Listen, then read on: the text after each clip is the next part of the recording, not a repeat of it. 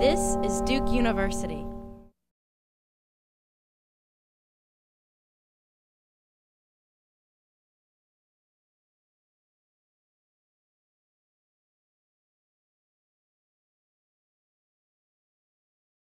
Good afternoon, everyone. My name is Elysia, and I'm a little sick, but I'm recovering currently, so just bear with me as I go through it. So my topic for discussion today is Beautiful White, an illumination of skin whitening culture. I first became very interested in this topic as an American-born Chinese. When I first went back to China approximately 6 years ago, I was just astounded by seeing the practices that the Chinese women use to try to make sure that their skin would be as pale and dainty as possible. They would have umbrellas out in the sun, like umbrellas I thought were used for, rain and those sorts of situations. And then I found out that they also have a very large cosmetic culture, which is skin whitening. So, what is skin whitening? Skin whitening is a beauty practice that users try to lighten their skins with different means. So this is in Chinese called mei bai, and it literally translates to beautiful white, as you heard in the topic of my title talk. And the forms of skin whitening existing currently includes pills, injections even, and also skin whitening creams and cosmetics. I will be focusing my discussion today on the latter, and specifically skin whitening cosmetics geared towards the culturally Chinese. So the culturally Chinese I will describe as individuals in the Chinese diaspora, a geographically diverse group.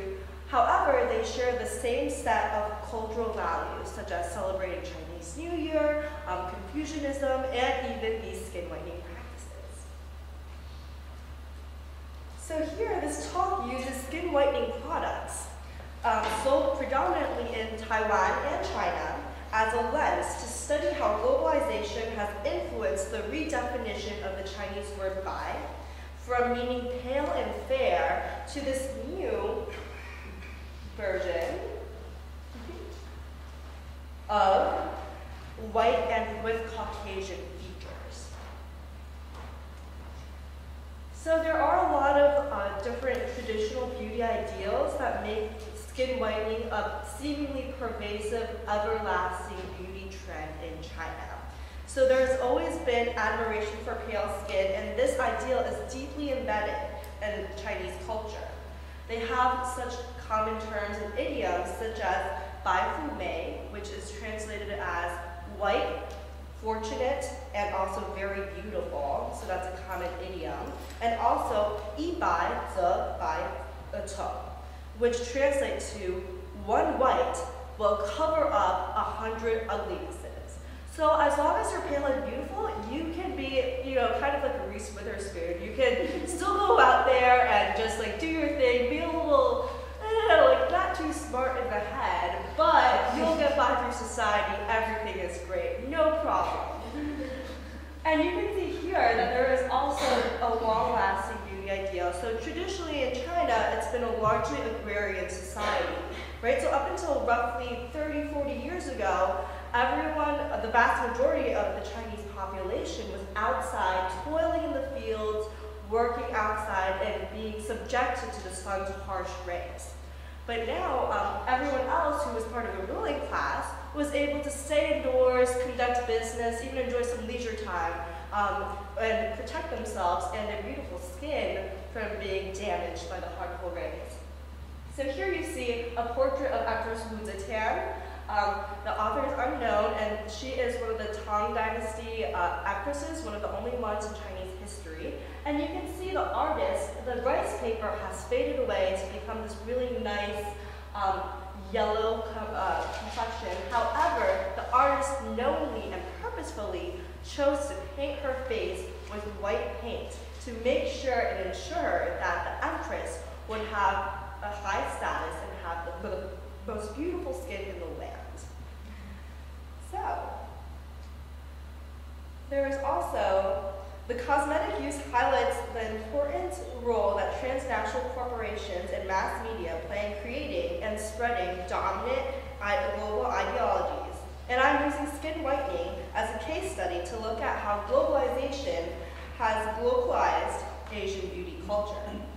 So Koichi Iwabuchi is a Japanese theorist, and he's part of a larger school of globalization theorists who really focus on the cultural aspect, the cultural dissemination that has gone through with globalization.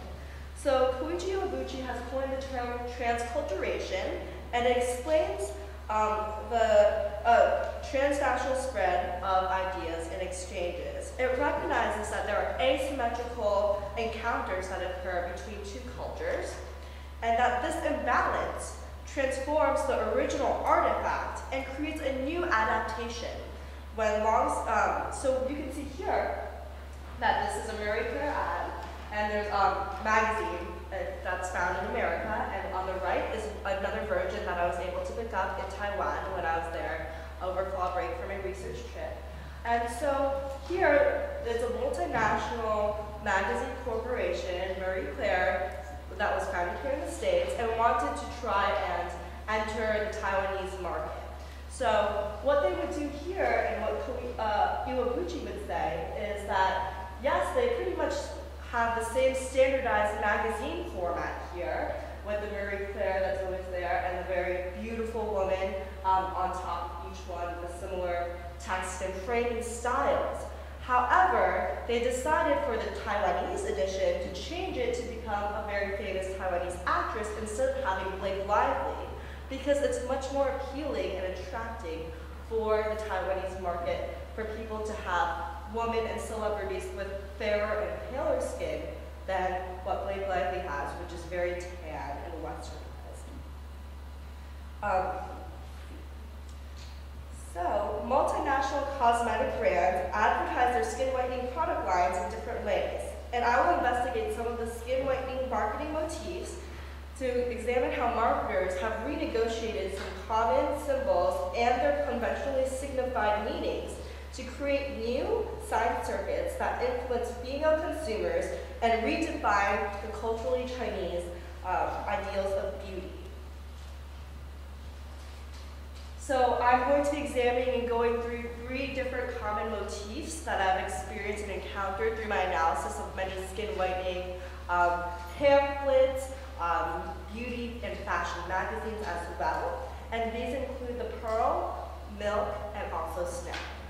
So to go with the pearl is common, one of the world's most, beautiful gemstones, and everyone in the world pretty much covets it. So it's really interesting to learn and understand the history of pearls. So pearl is actually a very traumatic process to create a pearl. So there is a mollusk, and somehow something just goes inside of it. A foreign object goes in, and over time, as a defensive mechanism, the pearl starts creating this other membranous pore-like thing to slowly build on top of it to protect itself from this intruder, similar to what and hopefully my white blood cells are doing with my body now and trying to defend me from getting sick. That's the exact same thing that they are doing inside the pearl as well. So over time, all of these secretions build up to become a wonderful, lustrous pearl, as you can see here. And what's really unique, and a lot of these marketers have identified and tried to use in Asia for the pearl, is there's a lot of historical connotations with that as well. So in China specifically, the emperor always has this is symbolically defined with the dragon. And he's always chasing a pearl after it. And so what they do is they finally recognize and start constructing this sign circuit where now the pearls are becoming something of high status that is very much part of the Asian culture, and they try to sell this over for them as well. So abstract advertisement campaigns exemplified by the Chanel LeBlanc skin whitening products are a common signature for luxury and prestige brands. Since they target an audience that has greater purchasing power, they don't really want to sell only one product to the consumer. These high-end companies aim at selling a whole line or even a lifestyle.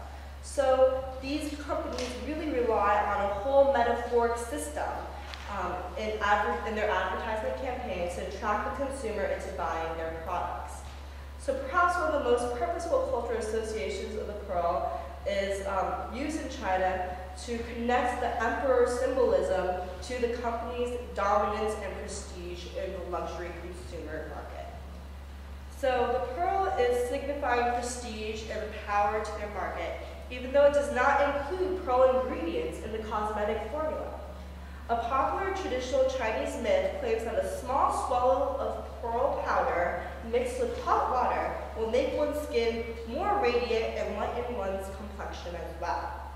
Pearls are also believed to be very effective in treating indigestion and heartburn problems because of their high calcium content. So it is possible that the Chinese view these ads and associate pearls with helping them to absorb necessary nutrients to make them healthy, attractive, and self-confident. So, more broadly in this light, we can see how Chanel, in this ad, articulates with traditional Chinese beliefs and the correlation between the consumption of symbolic objects and resultant physical bodily changes. These beliefs can be attributed to the persistent belief in the Chinese tradition of holistic therapy and herbal medicine. A multinational cosmetic company such as Chanel can articulate the pearl image with the traditions of symbolic consumption to promote the purchase of its products over those of its competition. The next motif that I want to examine is milk. So marketers use allusions and references to milk as symbols of whitening skin and creating a very healthy body. The term milk, as in skin whitening milk, body milk, etc., appears frequently in many skin whitening ads that I've encountered in China and Taiwan. Biotherm's lait corporeal and beer corporeal, as you can see here in this advertisement, and actually display, are not skin whitening products precisely, but I feel like this imagery really shows you how important skin whitening is and milk is as a symbol in marketing skin whitening products. So here, this placement implies that Sephora, right here, it was a third level shelf, so it's right at the eye level. So Sephora expects this to be a very high selling product. The placement implies, so in the store advertisement, it's very worthy of discussion because of its milk imagery and witty references to bread and the butter and the do not eat to just make sure the consumer is not fooled into thinking that they can eat these products. They're actually just supposed to be absorbed into the skin naturally. So what these marketers are doing are saying, hey, you guys, like, this is a skin whitening product. If you use our product, you can haptically absorb all these deficiencies that your body might have if you're not able to drink milk every day, like many of us who are not from the Western European descent, to have it every day and be healthy and maintain a beautiful white skin tone as well. So there's no problem there. And then the last motif that I want to examine also is snow. So snow is a very popular motif connoting purity and whiteness, often used in skin whitening advertisements. So these are so natural, right? They just come from the sky. They're made out of water. They're just perfectly natural. Nothing can go wrong with that. So what's wrong with applying this product that connotes snow onto your skin? So Dior has this brand called Dior Snow, and they incorporate the symbolism of snow to their advertisements to really create this type of environment where the skin whitening users who don't often encounter snow every day, especially the culturally Chinese in the southern part of the world that's near the equator, don't really encounter snow that often. So they really draw upon the mythification of snow and how it's really light and airy to make people want to buy these skin whitening products. So it is, the tagline also for Dior claims that it's made from 100% Snow River water and boasts 100% skin whitening makeup through snow. The Dior ad spins the illusion that this makeup is created with the purest, most natural snow from the distant lands of the Alps in, Western Europe, which is not perhaps true depending on where it's marketed.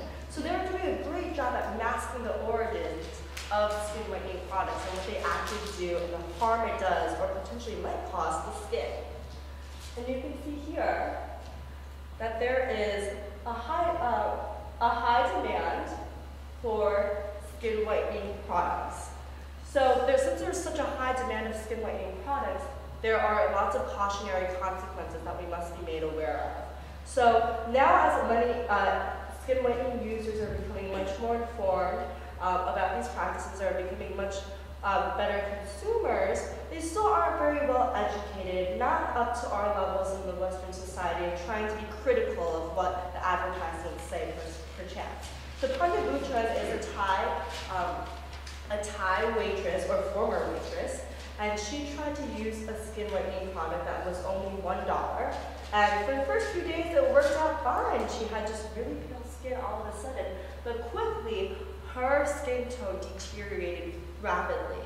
This is a sign of leukodemia. It's from concentrated hydrocodone use, and that's one of the major ingredients in skin whitening products.